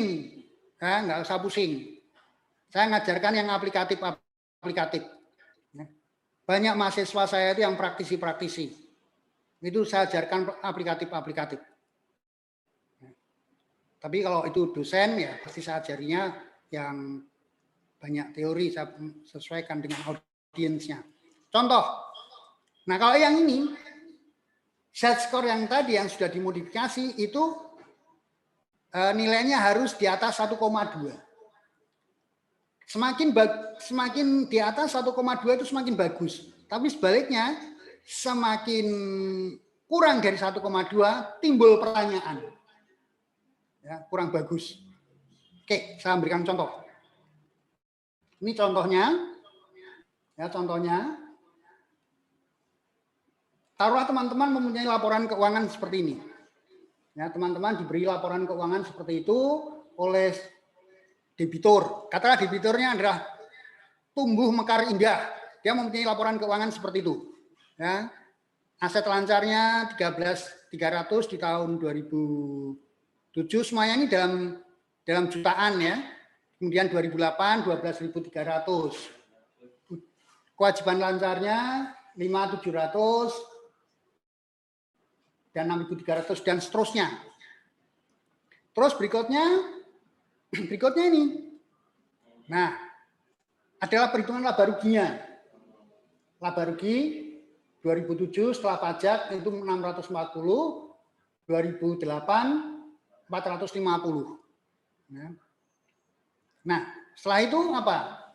Langkah berikutnya mulai kita hitung. Ya. Kita hitung apa? Rasio-rasionya. Tadi yang rasio-rasio tadi itu kita mulai hitung. Ya, kita mulai hitung rasio-rasionya. Hasilnya seperti ini. Nah, kita hitung hasilnya seperti ini. Nah, kalau ini sudah dibuat rasio-rasionya, sekarang kita masuk ke perhitungan Z-score-nya. Nah, ini. Untuk yang tahun 2007, ya, tadi dengan menggunakan rumus-rumus yang ada, itu kita peroleh, akhirnya Z-score-nya untuk tahun 2007 itu adalah 4,32. Padahal tadi cut-off-nya adalah 1,2 ya. Cut-off-nya 1,2. Ini 4,32. Tahun 2007 berarti apa? Bagus. Yang tahun 2007 bagus. Karena di atas 1,2. Bagaimana dengan tahun yang 2008? Dengan menggunakan rumus yang sama, kita bisa menghitung. Ya. Itu ternyata hasilnya adalah 2,4472. Apa yang teman-teman cermati? Tahun 2007 itu adalah 4,3. Sebentar, 4,3 atau 4,3, betul. Tahun 2008 itu cenderung turun, yaitu 2,4. Dari sini kita sudah bisa menyimpulkan. Di sini sudah memberi warning. Hati-hati. Kenapa? Karena dia semakin menurun, mendekati 1,2. Jadi kembali lagi di sini hati-hati. Ini warning. Jadi dengan melakukan tadi yang pertama analisis rasio, kemudian yang kedua analisis laporan arus kas, membuat laporan kas. Kalau sumber operasional itu sudah negatif, itu sudah warning. Kemudian yang berikutnya adalah dengan Z-score. Semakin Z-score-nya semakin menurun, mendekati 1,2, itu juga warning. Itu sudah warning. Sehingga kita dari situ sudah harus lebih hati-hati. Dari situ kita harus lebih hati-hati. 3 indikator itu sudah menyampaikan. Hati-hati. Kalau itu semuanya hasilnya bagus ya monggo langsung dilanjut. Tapi kalau itu dari 3 indikator tadi sudah hasilnya kurang bagus, rasio-rasionya misalkan tadi rasio lancarnya itu atau rasio likuiditasnya yang kita ukur dengan rasio lancar itu ternyata di bawah 1, 0,9 banding 1 atau 0,75 banding 1 itu sudah harus hati-hati. Arus kasnya sudah apa? Dari operasional sudah negatif, harus hati-hati. Apalagi kalau kita tadi di analisa rasio sampai dengan tadi debt to equity ratio-nya juga terlalu tinggi, di atas 3 banding 1 atau 4 banding 1, itu juga harus hati-hati. Sekarang ditambahi dengan Z-score. Nah, dengan Z-score yang semakin menurun, kita harus hati-hati. Oke, sampai di sini dulu sebelum kita masuk yang lebih ini lain, ya. Sekarang monggo kalau ada teman-teman yang mau menanyakan silahkan, ya. Kalau ada teman-teman yang mau menanyakan silahkan. Ya, tapi saya batasi tadi dari rasio keuangan, arus kas, sama Z-score. Karena ini tiga ini penting. Ya. Kalau mungkin teman-teman yang di BPR belum banyak menggunakan laporan keuangan, ya nggak apa-apa belajar. Tapi kalau di perusahaan teman-teman, di BPR teman-teman yang bertugas sudah menggunakan laporan keuangan, ya ada yang menggunakan laporan keuangan, mungkin selama ini hanya ngitung rasio, ya perlu ditambahi dengan yang tadi, Z-score sama arus kas. Baik, kalau begitu saya buka dulu sesi tanya jawab. Monggo, silakan. Ada di chatbox Pak Paulus dari BPR Mega itu paling atas. Ini ditutup dulu ya. Stop share dulu ya. Ya. Atau mungkin saya bisa jawab dulu yang kemarin lewat WA itu ya. Oh, bisa. Ya, saya jawab dulu lewat WA. Kemarin saya dapat dari Andri itu ada yang kirim WA. Kalau nggak salah dari Anak Arta ya. Sebentar, kemarin ini Mas Andri. Sebentar.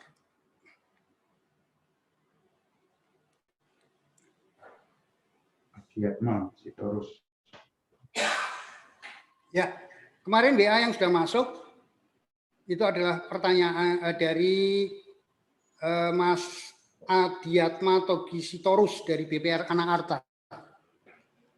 Bagaimana cara melihat laporan keuangan suatu perusahaan yang dianggap baik dari 3 tahun terakhir? Oke. Jadi begini Mas Adiatma, tolong kalau melihat laporan keuangan, ya dibuat lebih dahulu rasionya. Nah, rasio-rasionya itu setelah dibuat, tadi 3 rasio yang utama itu saja sudah lebih dari cukup, ya. Setelah itu dibuat, kemudian dilihat selama 3 tahun itu trennya bagaimana. Ya, selama 3 tahun itu trennya bagaimana. Kalau dia semakin membagus, kelihatan semakin baik, berarti laporan keuangannya itu bagus. Ya, laporan keuangannya itu bagus. Bisa juga dari laporan keuangan tadi, selain kita menghitung rasio-rasionya, seperti yang sudah saya sampaikan tadi, bisa juga kita lakukan analisis common size. Common size itu berarti nanti kita hitung persentasenya. Jadi total aset itu kita hitung 100%, terus kemudian masing-masing komponen kas dibagi dengan total aset, kalikan 100% itu berapa. Ya. Nah, setelah itu nanti kita jejer. Misalkan tahun 2007, 2008, 2009. Di situ juga kita cermati. Jadi analisa hasil growth-nya seperti apa. Bertumbuh atau tidak. Jadi di situ banyak sekali dari laporan keuangan ini yang bisa kita lakukan. Ya. Terus kemudian yang berikutnya, kalau tadi hanya rasionya, kita sekarang bisa lihat pertumbuhannya. Misalkan pertumbuhan penjualannya bagaimana, pertumbuhan asetnya seperti apa, return on equity-nya atau rentabilitas modal sendirinya semakin menyusut atau semakin meningkat. Ini harus kita bisa tafsirkan satu persatu. Sehingga nanti secara keseluruhan baru bisa kita mengambil kesimpulan. Ya. Baru kita bisa mengambil kesimpulan. Tetapi kalau misalkan tadi Mas Mas Adiatma ini menerima laporan keuangan dari calon debitur, terus kemudian kita hitung secara poin-poin tertentu, ya, oh ini kok rasio likuiditasnya di bawah 1 ya, ya kita sudah harus hati-hati. Nah, selama 3 tahun berturut-turut, kok ternyata semakin parah, ya sebaiknya nggak usah dilanjutkan. Eman-eman waktu Anda bekerja, eman-eman waktu saudara bekerja hanya untuk ngurusi nasabah yang nggak prospektif. Sehingga dengan demikian kita bisa menghemat waktu kerja kita dan kita bisa lebih konsen pada calon-calon nasabah atau debitur yang lebih prospektif, yang menguntungkan bagi BPR. Seperti itu, Mas Adiatma. Jadi kembali lagi, lihat analisis rasionya, lihat juga analisis common size-nya, kemudian diperbandingkan sehingga bisa dilihat pertumbuhannya. Ya, terima kasih ya Pak. Oke, mungkin Pak Imron mau menambahkan, monggo Pak. Baik, selamat siang. Pak Agus Pramono, Pak Paulus Wardoyo. Jadi yang Mas Adiatma tanyakan itu sebetulnya kan ada 2 hal ya. Cara melihat laporan keuangan perusahaan yang dianggap baik. Sekali lagi, laporan keuangan yang dianggap baik itu seperti yang disampaikan Pak Paulus tadi. Laporan keuangan itu ada neraca rugi laba, laporan perubahan modal, arus kas dan sebagainya. Yang baik itu bagaimana? Kalau tadi disampaikan misalnya current ratio, di mana aktiva lancar, dibagi utang lancar, standar adalah maksimal 1. Jadi kalau aset lancar ya sekarang aset lancarnya 100, hutang lancarnya maksimum 100. Tapi kalau 125 apakah jelek? Apakah kalau current ratio-nya 2 bagus? Belum tentu. Maka itu yang disebut dengan analisa rasio yang disampaikan Pak Paulus detail tadi, itulah acuannya. Bagaimana likuiditinya? Kemampuan perusahaan untuk membayar hutang jangka pendeknya. Kemudian jangka panjang dan sebagainya, sampai perusahaan ditutup bagaimana kemampuannya. Itu kita lihat solvabilitasnya. Jadi menjawab itu, amati dulu laporan keuangan yang disampaikan debitur selama 3 tahun itu, lakukan analisa secara horizontal. Bandingkan, baik itu likuiditasnya, current ratio-nya, solvabilitasnya, leverage-nya, apakah modal itu semuanya disokong dengan hutang yang begitu banyak. Anda kan tidak hanya menganalisa laporan keuangan. Mau memberikan kredit, cek juga slip-nya. Ternyata hutangnya udah sekian puluh miliar di bank lain. Kolektibilitasnya ada yang lancar, ada yang kol 2. Jadi ini sebetulnya komprehensif. Komprehensif manakala ditanyakan apakah 3 tahun itu yang baik, yang bagaimana, bisa terjadi seperti yang saya sampaikan dulu. Neraca adalah snapshot sesaat. Foto sesaat atas kondisi perusahaan. Tapi kalau laporan rugi laba itu foto 1 periode. Jadi jumlahnya naik turun. Tapi kalau neraca pas difoto pas jelek. Nah, makanya dipakai analisa yang Mas Adiatma Togi Sitorus tadi. Kalau 3 tahun bagaimana perusahaan dianggap baik? Itu relatif ya. Anda butuh analisa selain kuantitatif yang diberikan Pak Paulus sangat-sangat rigid tadi, ada lagi analisa kualitatif. Orangnya bagaimana, kan kemarin ada 4P, 5C, dan sebagainya. Itu dikombinasikan, sehingga di dalam penyajian usulan kredit, itu komplit. Pak, dia nggak punya utang jangka panjang, tapi utang jangka pendek. Tapi Anda lihat, misalnya ada posisi pos piutang di aktiva. Piutangnya ternyata kalau dihitung receivable-nya atau lamanya piutang, ternyata rata-rata 120 hari. Nggak kuat dia. Terus Anda lihat juga, cek juga, kan Anda nggak cuma membaca laporan yang dikasih. Bisa jadi kalau tidak audited, ya laporan keuangan yang audited, itu dibikin sendiri, seperti yang Pak Paulus bilang. Karena mau minta kredit, ya digawe ben apik gitu. Nah, gawe ben apik kalau kita bank kreditur tidak bisa menganalisa detail atau paling tidak yang common size atau common sense saja lah di BPR UMKM gitu, ya lakukan itu kombinasi kualitatif kuantitatif. Karena ingat 90%, saya sampaikan 70% lah. Anda semua inilah yang bikin neraca dan rugi laba. Benar nggak? Kalau ada pengajuan kredit, ada yang minta sampai 2,5 miliar, tidak mau memberikan neraca dan rugi laba. Apakah kita mau bikin? Ya bisa jadi, bisa enggak. Apakah yang mengajukan 150 juta, Anda mesti ini minta laporan keuangan? Sebelum itu, tolong Anda buka SOP Anda. Apakah SOP Anda itu mensyaratkan adanya neraca dan rugi laba? Nah, kalau disyaratkan, ini ya, saya buka di SOP perkreditan salah satu BPR ya, kopi laporan keuangan minimal 2 tahun terakhir, minimal, dari perusahaan yang bersangkutan atau laporan keuangan audit setelah diaudit oleh kantor akuntan audit.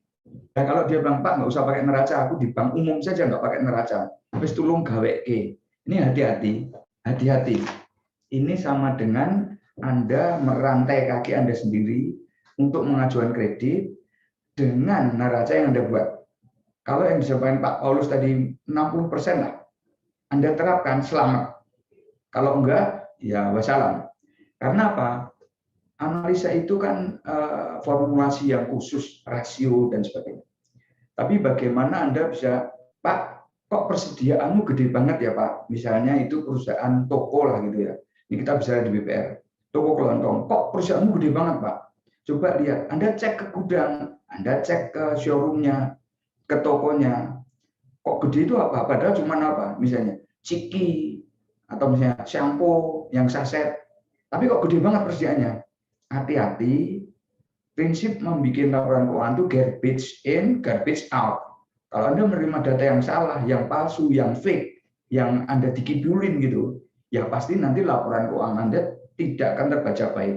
Jadi kembali Mas Adiatma, yang dari Pak Paulus tadi itu kalau memang sudah mau mentok BMPK gitu ya, kita mau ngasih gitu, itu hati-hati ya, hati-hati. Karena sebetulnya analisa seperti ini harusnya orangnya sudah sekian tahun gitu ya menganalisa atau backgroundnya ekonomi lah. Tidak usah ekonomi, sarjana pertanian aja kalau dia sering amati mau belajar bisa. Jadi sekali lagi garbage in, garbage out. Kalau Anda memasukkan sampah ke mesin yang namanya pembuatan neraca laporan keuangan debitur, hati-hati keluarnya sampah. Tapi calon debitur bagus bisa jadi jelek di tangan Anda. Karena Anda waktu menyusun laporan keuangan tidak bagus atau digede-gedein semua, tahu-tahu begitu dianalisa rasio apapun itu leverage-nya meledak karena rasionya tidak cukup. Terjadi baru minggu kemarin, saya memberikan rekomendasi atas usulan suatu perusahaan gitu ya. Dia jasa transportasi, jalan bagus, ada lagi toko untuk istrinya gitu. Semua bagus. Begitu lihat current ratio-nya, aktiva lancar dibanding hutang lancar, itu cuma 0,8. Jadi saat itu juga pas difoto, dia tidak bisa melunasi hutang jangka pendeknya. Jangka pendek ya berarti 1 tahun kurang dari 1 tahun. Apakah tidak diberikan? Nah, ternyata pola-pola yang diterangkan Pak Paulus, cash flow-nya tadi, laporan arus kas, memang pada kondisi bulan tertentu, dia short. Jadi aliran kasnya short. Jadi kasnya hanya katakanlah 8, tapi hutang lancainya 10. Nah, itu keadaan masa tidak masuk. Nah, apakah Anda langsung nolak? Nah, makanya dibutuhkan kejelian bahwa dari sekian rasio, dari sekian analisa kuantitatif, apakah sudah katakanlah nilainya 7 atau 8 atau 90 lah. Itu tes Anda semua. Setiap BPR bisa beda. Saya kira itu, dan tadi juga ada pertanyaan ke Pak Paulus ya. Pak, untuk analisa seperti ini, itu untuk kredit yang plafon berapa? Nah, kamu malah jadi bingung juga. Pak, analisa yang seperti Pak Paulus sampaikan, itu untuk plafon yang berapa? Nah, kalau cuma minta 100, dodol bakul pasar, tapi dia pengepul kedelai, omsetnya sekian puluh 900 juta per bulan, ya Anda bikin sendiri. Tapi validasi dan evaluasi dari kertas orean, ki lho Pak, aku beli kedelai kulaan sekian, aku bayarnya cash, tempe tak titipkan ke bakul umurnya seminggu. Berarti kan ada cash gaping itu. Anda bayar delay cash, Anda proses itu mungkin seminggu baru dijual. Dijual dititip ke toko baru 3 hari. Berarti ada cash gaping antara cash, Anda bikin proses produksi seminggu, ditambah tagihannya 3 hari, 13 hari. Ini cash gaping. Nah, analisa seperti ini yang sebetulnya untuk UMKM, BPR itu lebih masuk situ. Ya, alhamdulillah, puji Tuhan kalau perusahaannya sudah audited. Audit pun Anda hati-hati ya. Jadi ada qualified opinion, adverse atau sampai ke disclaimer opinion. Kalau sudah adverse janganlah, 1-2 masih oke lah. Ini semua tergantung pemahaman sama apa ya, BPR kita itu seperti apa sih gitu. Ada contoh yang analisanya itu sangat sederhana. Jadi, dan ini saya lihat dilakukan di sekitar 4 BPR gitu ya. 4 BPR itu melakukan analisanya itu sangat sederhana. Siapa ini? Bentar.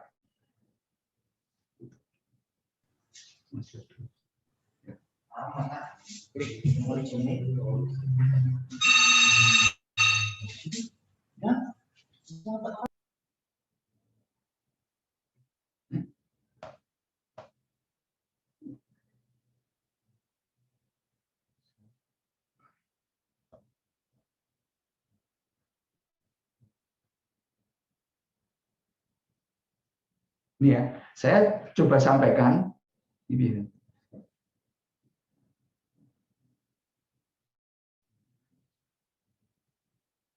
Ini mungkin hampir 70%, 80% ya yang dibikin dan ada neracanya, tapi maaf Mas Andri, kelihatan ya Mas Andri? Iya, kelihatan Pak. Ya, jadi ini analisa keuangan ini sangat sederhana. Saya ambil salah satu contoh. Jangan dibaca judulnya atau BPR-nya, tapi ini. Jadi dia hanya punya omset dari CV Dian Transport. Ini beruntung bisa sekitar 6 bulan diperoleh. Jadi setahun yang ke belakang sepi, sekarang bangkit lagi. Ini seperti ini. Omsetnya 380, HPP-nya itu mungkin ada bensin, biaya sopir dan sebagainya, pendapatan bersih, pengeluaran rumah tangga, bayar hutang bank lain, gaji karyawannya sekian, pengeluaran sekian. Ini kalau dianalisis metodenya Pak Paulus memang ada ya, single step atau multiple step. Kalau single step ya cuma semua pendapatan dijadiin satu, dikurangi biaya. Tapi kalau multiple step, pendapatan yang operasional, pendapatan non operasional, biaya berat dan sebagainya. Intinya cuma ngambil angka bawah ini loh. Angka bawah, angka bawahnya adalah setelah dikurangi angsuran ke bank lain, ini kan 180 juta, kemudian angsuran baru, artinya yang sedang kita propose, itu berapa sih misalnya kredit angsuran? Keluar 15 juta. Dia masih ada sisa saving ini, 20 juta. Jadi semua pendapatan kurangi biaya, ketemu pendapatan bersih 35 juta, dikurangi angsuran baru yang diajukan di BPR kita 15, maka selisihnya adalah 20 juta. Nah, terus ngapain itu angka-angka ini? Coba kita analisa rasio angsuran dibagi pendapatan neto. Jadi apakah pendapatan neto itu masih cukup mengcover angsuran? Kalau kita ngajuin kartu kredit atau kan ada yang namanya disposable income. Berapa gaji kita setelah dipotong dibawa pulang. Standar normal kan 30%. Kalau sampai cuma 10%, nah bubar nanti itu. Nah ini masih ada 42%. Nah, salah satu analisa seperti ini itu sering sekali digunakan oleh BPR. Nah, makanya kembali ke Mas Adiatma dan tadi, apakah analisa tadi digunakan untuk yang plafon berapa? Tergantung, kalau memang di SOP Anda semua itu tidak mensyaratkan neraca rugi laba, hanya laporan keuangan, Anda sendiri yang melakukan validasi, verifikasi. Benar nggak sih nih persediaannya sampai sekian ratus juta? Benar nggak sih kas tadi cash on hand sama cash in bank ya? Jadi kas dengan yang tadi Pak Paul sudah di bank itu berapa? Apakah betul? Coba minta tabungannya Bu, rekening tabungan, rekening gironya dan sebagainya. Kemudian pembukuan sederhana. Anda kulaan ini kapan ya persediaan? Kok gede banget? Ternyata di situ kecil. Ini pas dibikin neraca, pas diborong orang Pak. Nah, ini butuh kemampuan Anda selaku AU. Tapi jangan sekali-kali Anda itu memajukan data, membuat agar bagus. Nanti Anda itu kayak minum racun. Targetmu tercapai bulan ini, tercapai, booking, berapa gede. Tapi 3 bulan kemudian macet. Nah, itu. Jadi sekali lagi saya hanya nambahin saja ini yang dari Pak Paulus tadi sudah sangat komprehensif. Kembali ke Pak Paulus, silakan Pak Paulus. Terima kasih Pak Imron, tambahannya Pak. Ya, terima kasih Pak Imron. Apa yang disampaikan oleh Pak Imron tadi, itu biasanya kita menggunakan istilah monthly disposable income. Ini dulu pernah kami ajarkan pada awal-awal PPR Saudara Grup. Kebetulan waktu itu, kalau kita lihat sejarah daripada monthly disposable income, itu awalnya adalah dari Citibank. Dari Citibank. Kemudian dari Citibank, karena ada pejabat-pejabat Citibank yang berpindah ke Bank Niaga waktu itu, kemudian diaplikasikan di Bank Niaga, diaplikasikan ke Bank Niaga. Terus kemudian pada waktu 97, 98 lah, tahun 2000-an, kita sempat Pak Agus sempat mengenalkan salah satu teman dari Bank Niaga, Bank Niaga Jakarta waktu itu. Sebelumnya sempat di Jawa Tengah juga, yang mengenalkan monthly disposable income tadi. Dan itu bagus. Tapi kembali lagi, ada hal yang perlu diperhatikan, yaitu rasionya. Rasio daripada rasio antara kewajiban terhadap pendapatan itu dapat mungkin jangan melebihi dari 30%. Itu dulu pesan dari teman yang dari Bank Niaga. Tapi nggak apa-apa, kalau sepanjang itu masih bagus ya sih, oke-oke saja.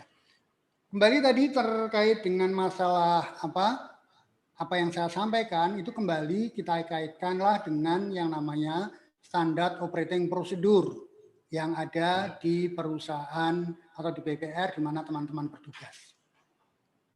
Untuk BPR yang memang SOP-nya ada ya, dan menyantumkan hal tersebut, ya apa yang saya sampaikan dan ditambah oleh Pak Imron tadi sebaiknya dilakukan. Ya, sebaiknya dilakukan. Tadi juga sudah saya sampaikan bagaimana cara mengeceknya. Tadi juga ditambahi oleh Pak Imron. Ya. Salah satu cara ngeceknya itu adalah pada saat on the spot. Ya, pada saat on the spot, wah persediaannya besar. Persediaannya besar itu ternyata di gudangnya kosong melompong. Nah, itu kan kita udah curiga. Nah, oleh karena itu perlu dilihat bagaimana dengan piutang dagangnya, bagaimana dengan persediaannya. Current ratio yang besar itu belum tentu bagus. Nah, saya ambilkan contoh. Karena apa? Di dalam current ratio atau rasio lancar yang besar itu belum tentu bagus. Kenapa? Bisa jadi karena di dalam perhitungan itu kan aset lancar dibandingkan dengan kewajiban lancar. Nah, aset lancar itu kan itemnya ada kas, ada bank, ada piutang dagang, ada persediaan, ada uang yang dibayar dibayar di muka ya, uang muka. Nah, sekarang persediaannya, kalau persediaannya besar ya pasti itu akan menyebabkan rasio lancarnya pasti akan tinggi. Tapi apakah itu jelek? Belum tentu. Karena apa? Kalau itu perusahaannya perusahaan rokok, ya, teman-teman harus ingat, perusahaan rokok itu persediaan yang paling besar ada di mana? Persediaan yang paling besar itu ada di tembakau. Tembakau yang dia beli dari petani itu tidak bisa langsung dipakai untuk keperluan produksi rokok. Perlu ada proses, ya, perlu diproses sehingga nanti terjadi fermentasi. Paling enggak ya sekitar setengah tahun atau di atas 1 tahun lah baru bisa dipakai untuk keperluan rokok, sehingga stoknya pasti akan besar. Jadi kembali lagi, tolong itu hal yang demikian itu perlu pencermatan lebih lanjut. Baik, saya lanjutkan dengan pertanyaan yang berikutnya.